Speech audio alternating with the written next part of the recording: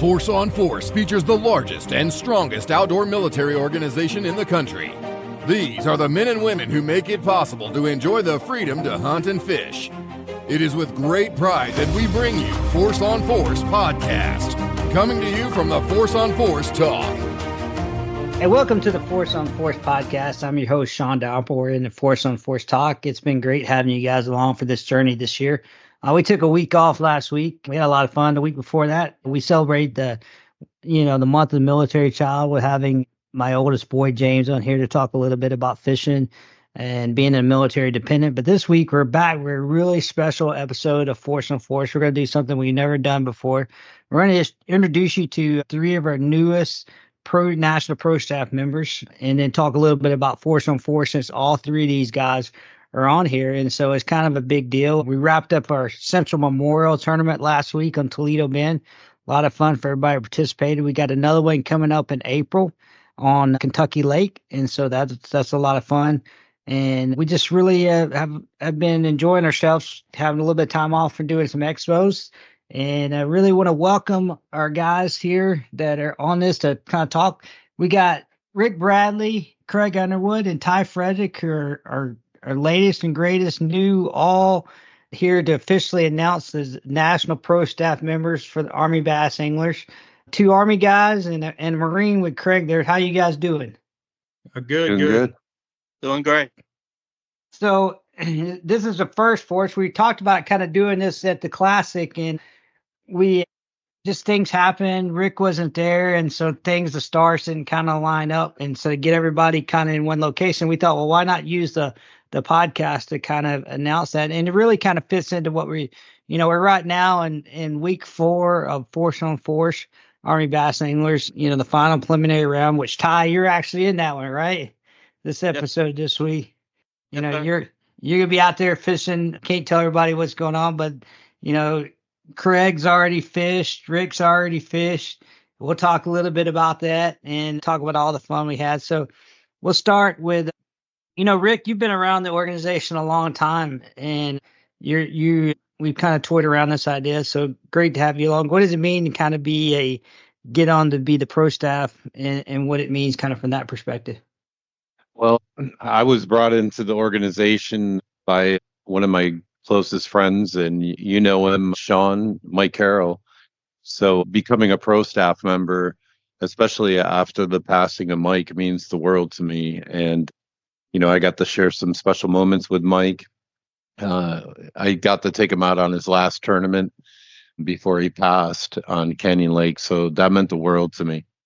Yeah, if you guys don't know, the whole reason we call them, we call them invitational tournaments, but we changed it to memorial tournaments because of Mike Carroll. And you can actually go to the YouTube channel and Force on Force TV YouTube channel and watch the tribute, Army Bass Anglers to Mike Carroll, and it's pretty cool.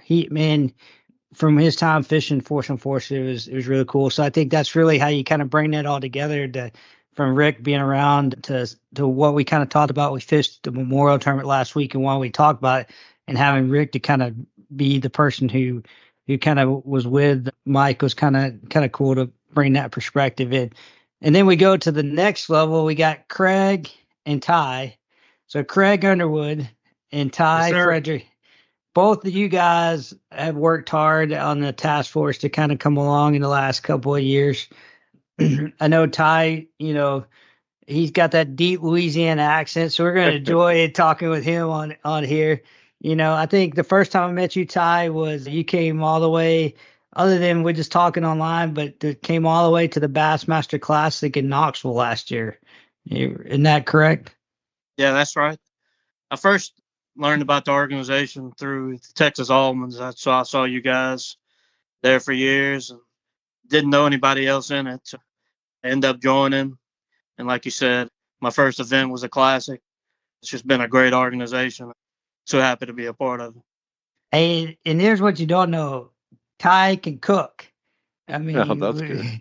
We went down there to the Texas Almonds Bass Invitational last March, this past month, and Ty had us over to the camp there at Toledo Bend, and he cooked a nice spread the night we had down there. So it's a lot of fun. And then we got Craig Underwood here. And so interesting story about Craig. So Craig, like Ty, started coming to some events. So so we got the Memorial Tournament on Kentucky Lake. I got to tell this story to introduce Craig, right? so, so I always try, and I really like doing this, is I try to like fish with somebody different, like every time we do one of these. And I really make an effort to not being another pro staff member. I like to be a task force member out there. And so I'm always trying to look for somebody that really needs, really looking for someone to connect with in the organization. So there's this guy, Craig Underwood, looking for a partner on Kentucky Lake. And so I told Craig, I said, I just said, hey, if you want to fish with me, I said, I'll fish with you on Kentucky Lake.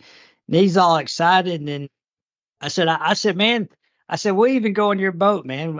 I'm not picky. And so because I had selfish reasons, because I had my brand new boat and it was not set up yet. And I was going to jump through hoops to set it up. So if I could go fish with somebody else, I was perfectly content with sitting around riding. So then he throws me this loophole. He goes, he lets me know, he goes, hey man, he goes, I'd really appreciate it if you would like take me out on Kentucky Lake and show me how to run this ZXR 20 I got. It's brand new to me, and Kentucky Lake's kind of a big intimidating.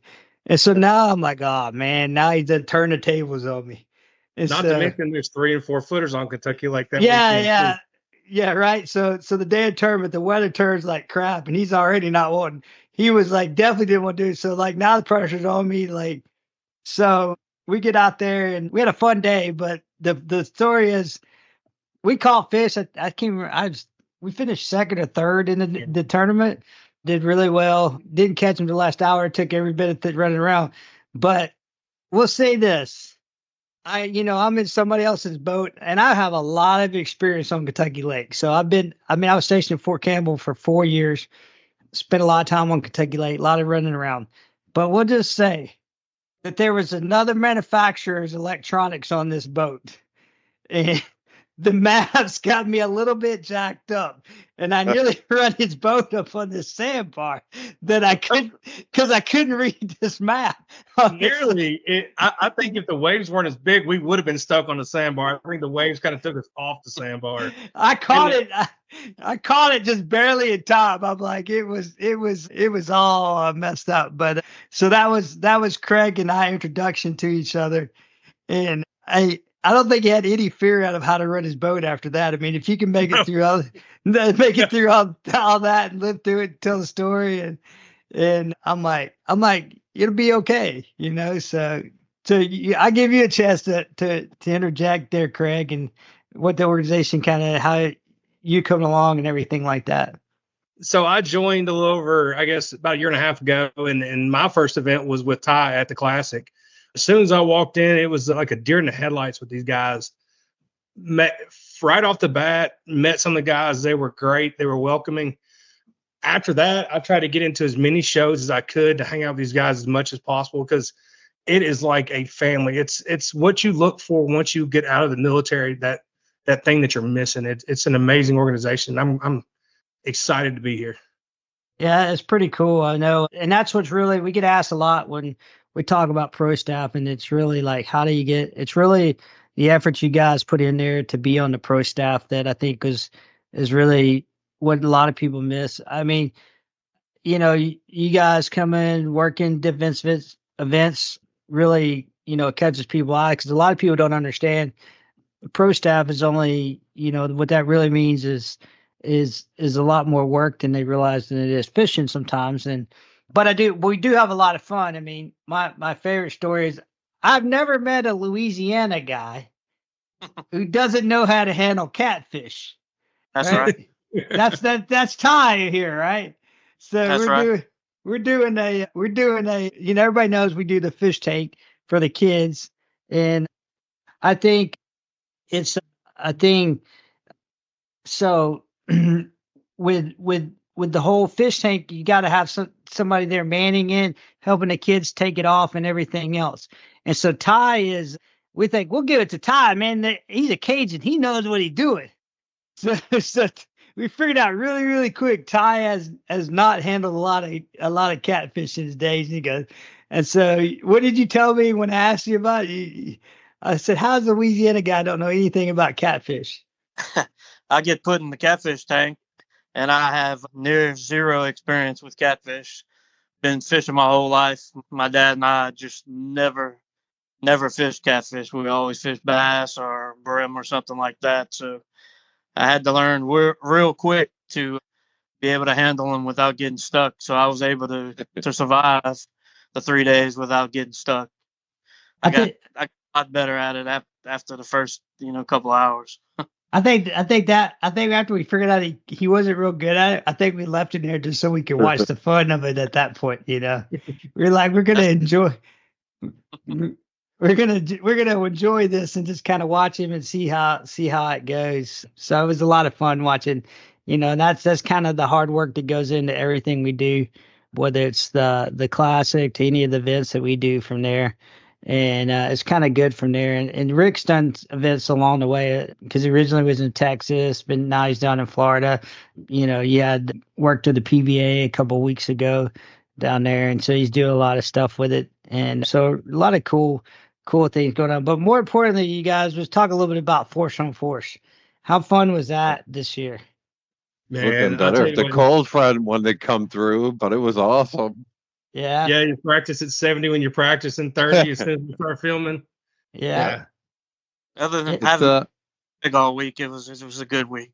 It was a good week. Yeah, it was a lot of fun. I didn't feel any stress whatsoever where I was at. Yeah, exactly. Yeah. It's a lot different. It's a lot different fishing in 4 hours instead of 8 in a normal tournament. So, I mean, it definitely changes up your game plan when you're out there, but and the way you have to think about it, we got to make it to the next round, and it's a challenge. You're freaking out there on the boat. I don't think people kind of understand that. Hey, Ty, had you ever fished a 4-hour deal before? No, sir, I never have. That's kind of changed the whole situation. You ever fished with the cameras like that either, have you? I've never. No, sir. Knowing me, I'm whole new dynamic. Normally a quiet person, so I really had to adjust my way of thinking and just tell myself to keep talking and play the part. Right. Yeah. And then we for filming purposes, you never know what's going to happen. We throw this whole whatever we want to do to make kind of intensify it. From the very get go, everybody's kind of seeing now. What do you guys think the flipping contest at the beginning? I'm glad we had Eric. That's all I got to say is I'm glad we had Eric. Yeah, because you two guys are on the recipient of your teams being the recipient of that, right? Right. Except he picked the afternoon, which I'm still up in the air about that one. But whatever. It worked out for everybody. Right. Yeah. Ty, what'd you think about it? I thought it was awesome. It was a different twist that you guys had never done before. It was different and it was fun. It really was fun. Yeah. Yeah, it was. I think, and just the thought process behind who you guys were going to pick to represent you, because you guys had no idea. Did you guys have any idea what the task was going to be before you kind of went out there? We didn't, but Eric guessed what it was going to be, and he said that probably the best flipper out of all of us. So he kind of thought that's what was going to happen. So yeah. But we were scared because you kept talking about those kayaks and how the kayaks are going to be a twist. Yeah. The kayaks you brought down. So we thought there was so much kayaks on it. So people know this. So I brought down 4 bona fide kayaks that were actually they actually was taking them over to Panama City with Eric afterwards. But I didn't tell nobody that. So here I roll up in the parking lot with a trailer, with 4 kayaks on it. Just has to be what a normal number of filming that we go out would be perfectly 1 per angler when you send it out for filming, right? So you can see the wheels start turning in their head, That was going to be kayak racing for sure on the lake. So we got 4 bona fide kayaks, and so anything's up in the air. I mean, and everybody's always trying to get a competitive advantage out there, and I'm trying to keep you guys kind of guessing to what's going on, because I think that's part of the, this year you guys knew where we were going. We didn't kind of keep it a secret because of the planning that kind of went in to go somewhere different. So we had to kind of think, how do we think outside the box to that? And so Chuck and I and Jared from Deep Fort kind of talked about this and said, okay, we're going to do something. And we had done this on the Buck show the year before, and it worked really, really well, and it's like, we're going to start off with a competition before anything gets going. And I think that really gets you guys taken off guard, gets you taken by, surprise at the beginning. Because and I forgot, all three of you guys, we're actually all on the same side of that, getting to choose how you fish, because all were on the same deal. And so it's just I think the trash talking starts too. From the day one of the competition and the flipping, and then going into the actual competition on the water, the trash talking takes on a whole new level. Yeah, it does. It does. Because, I think that was kind of cool, to watch. It was almost like basketball free throws. You guys are right there behind the ammo cans, right? And it's like getting it going, and then, like, so Eric hits 2 out of 3. It was a 2 out of 5, I guess, 2 or 3 out of 5, and so that automatically, because he went first, that puts the pressure, on Daniel to have to be like, how do we match that, Plus, we're standing behind him, just giving it to him the whole time behind the ammo can. Exactly. Exactly. And there was a twist. You're used to flipping off the deck of the boat on the water, not 4 feet in the air off the deck of the boat into an ammo can. Yeah, and that throws a little bit to it. There's a couple of things to that. I've always said this. So, like, if you ever try to flip off a deck of boat, or you try to flip, and then try to flip on the flat ground, you have a whole issue with that, because on a boat you're elevated a little bit. So you typically, when you try and flip on something like that, you'll hit the ground or something if you're doing it right. And so we kind of use the boat, but it's actually a lot higher than you're used to being on the water. So there's really no way to do it. But putting you on the boat, I think it does one thing. It kind of narrowed it down to where you couldn't move one way or the other. Yeah. And it makes you feel like you're out there actually kind of walking the plank out there on that front of that Skeeter bass boat out there. And it's like, hey, how do we get you out there and get you a little bit uncomfortable? And so I think that the real question is, then we'll see as it goes on. We know how that competition kind of took place, how much it did kind of play into the factor, because we won't really see that until it gets through the latter part of the rounds of force on force to kind of do that. I know Ty and Craig, you guys kind of can't talk so much because your episode is actually airing this week. Yes. That's right. Anticipation is killing us. You guys' big moment is airing this week. And so you guys can kind of say what happened, where, Rick's already made it through the preliminary rounds, and see which one of you guys kind of go on to the semi-final rounds. Rick's already there, with his partner, Matt. And so, you guys are just kind of like, well, are we gonna, so what's gonna happen from that is kind of a fun deal to kind of think about, and anticipation, and kind of they'll do all that. I think, was there anything else that kind of surprised you, Ty, when you came to the show? It was a good time. So not only are Craig and I going against each other, we were also roommates.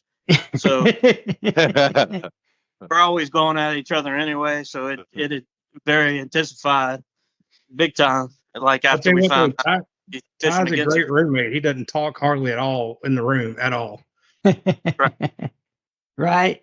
So it was fun to watch all you guys do that. I know I still got to drop the video of, were you guys there when the Florida ski team truck got stuck down there? Yeah. We're gonna that drop was the best.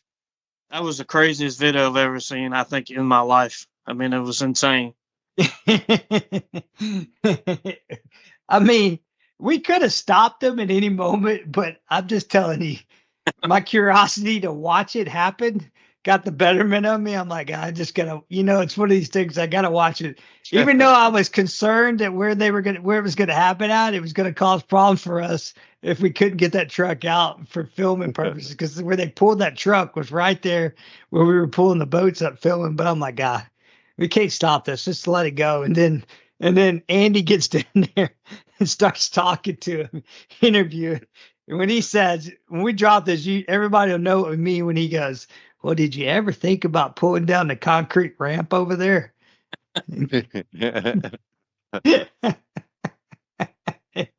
It was priceless. That was the best. That was the best part of it, and it was a good time. Craig, had you ever fished that color water? No.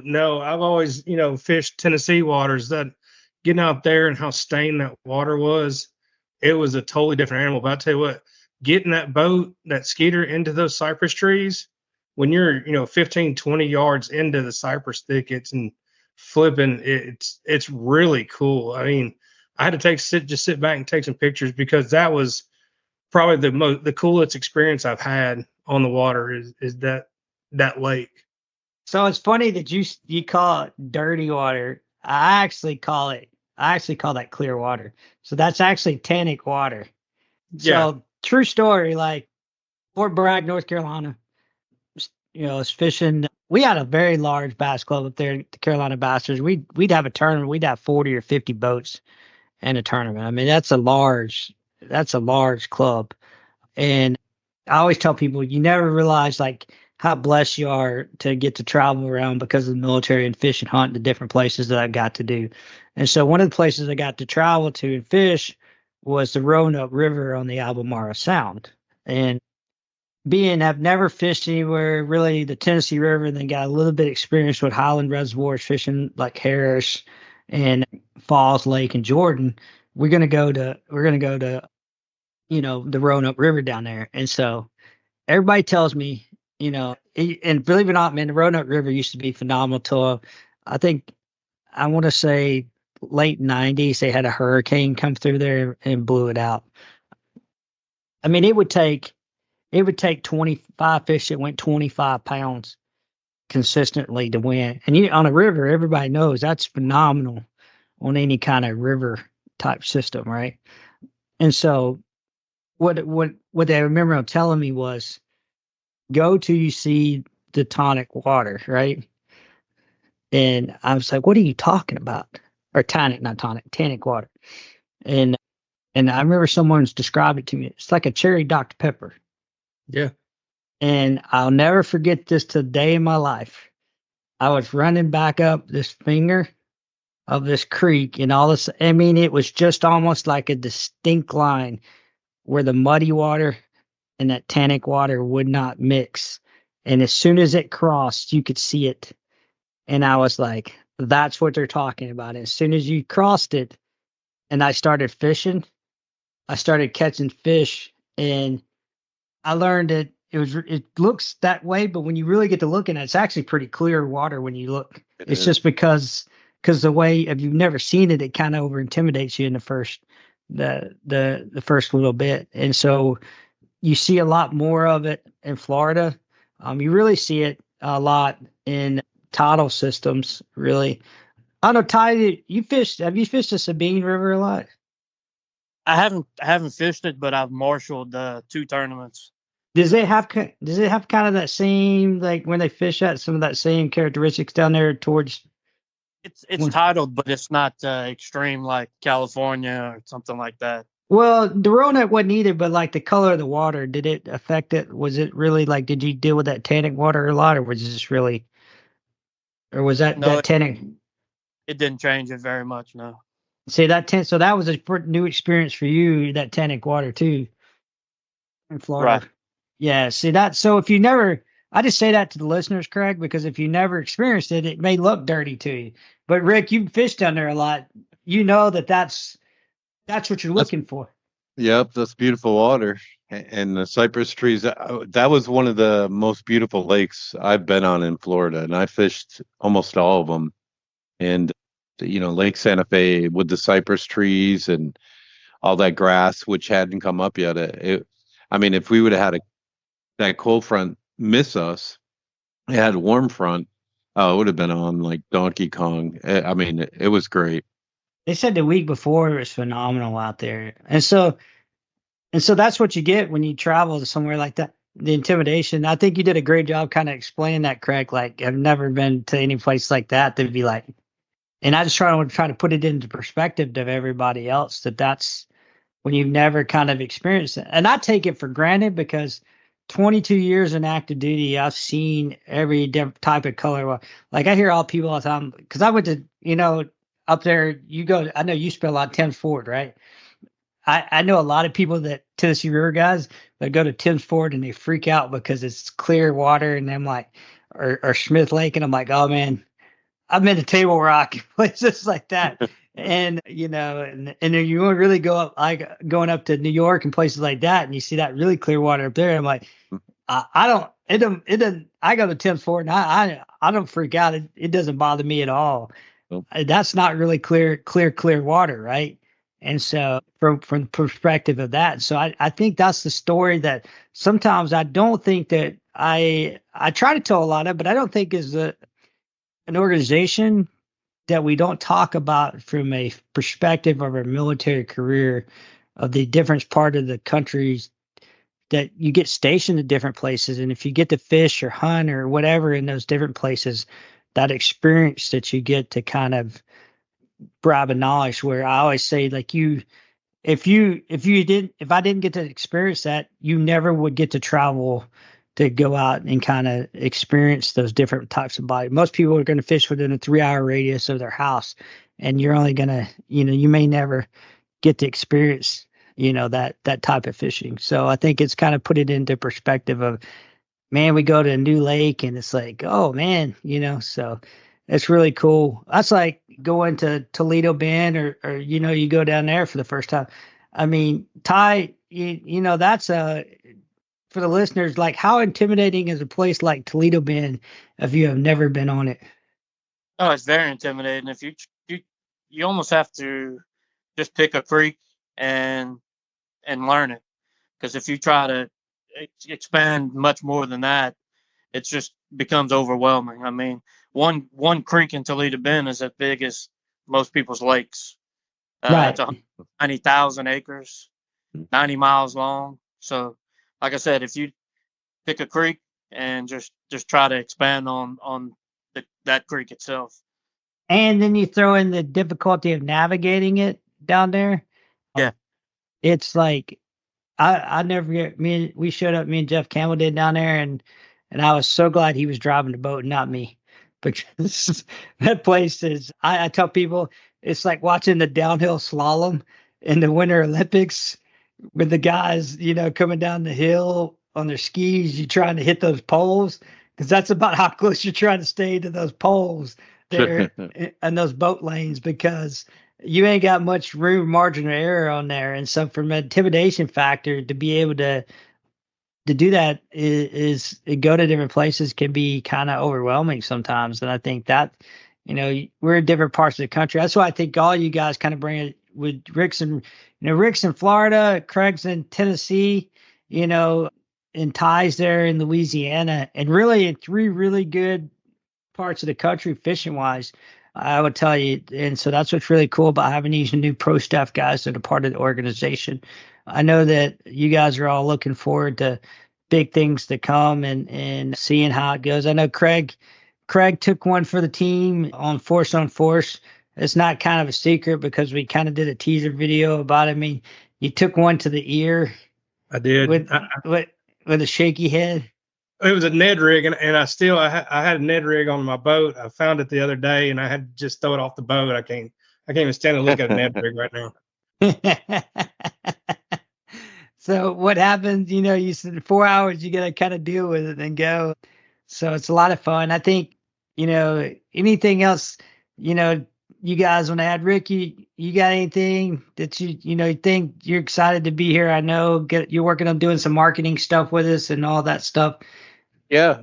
I think that Craig and Ty would agree that having a cameraman and fishing off the front of a deck with two guys and having the time not on your side while you're out there on the water. I mean, you don't think about it, and that one hook that hits poor Craig in the ear, and in any other tournament, any other fishing time, that would have never happened, right? Because he would have been on the back of the boat. But having that cameraman there changes everything. And I'm excited to see the upcoming episode between Ty and Craig and see how it pans out. And I'm excited to be here, bringing on new sponsors, excited about the next season of Force on Force. I think it's going to be exciting and we'll see what happens. But really looking forward to being here and traveling around the country, being in the Army for 10 years, growing up in the Northeast and getting to go to Texas and then Florida and then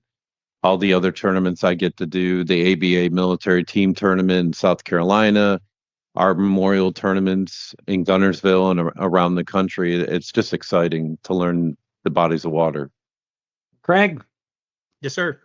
You got anything to add? I know you're always full of things. I guess I'm the jokester of the group most of the time, but no, I mean Force on Force is amazing. I remember we were standing there and you tapped me on my shoulder and you were like, "Hey, are you nervous?"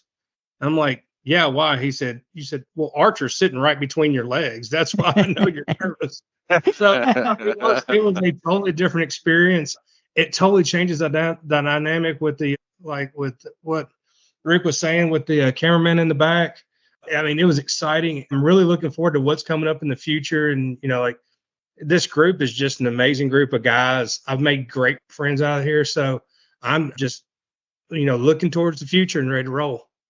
And what about you, Ty? You got any final thoughts on being a pro staff at Force on Force?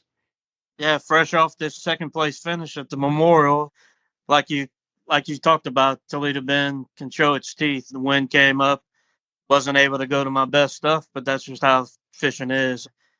I just want to say something about the Deep Fork guys, man. They were such a good group of guys. They did such a good job. It was great being in a boat with them. It's very exciting to be part of the pro staff. Look forward to big and better things the rest of the year. Also finishing Veterans Tournament in September. I really enjoyed that last year. Looking forward to that this year. Yeah. So like I said, we are really excited to have you guys on and you guys, we kind of wind this thing up. I know we got a lot of going on. It's awesome to have you guys as part of the National Pro Staff game, team. And then especially you guys involvement with this past Force on Force. And this is kind of new for us to kind of do this on a podcast to kind of introduce you guys, I think. But as we move forward, we're looking at the month of May. We got the Memorial Tournament coming up on Kentucky Lake, May 11th. And then I will actually have, towards the end of May, we have to have the West Point Cadets coming down to do the national championship. So that's always a fun time. And then we'll end up with the Skeeters Owners Tournament the 1st of June. But not to belay what Ty said, remind everybody that we do have the Fishing for Freedom event that's going to take place in September. And that's always a fun deal. And Army Bass Owners Foundation is actively up doing all kind of cool stuff with that. We had a great time with that. That's going to be 2 episodes of Force on Force the previous season. So that fits right into what we're talking about here today. Hey, if everybody out there listening wants to know more about Army bass anglers, buck hunters, duck hunters, hog hunters, or redfish, go to forceonforcetv.com, and we appreciate you listening. Cool? Thanks for listening to the Force on Force podcast. Join us next time as we dive into more topics from the Force on Force talk. For more information or to learn how to join the organization, visit our website at forceonforcetv.com.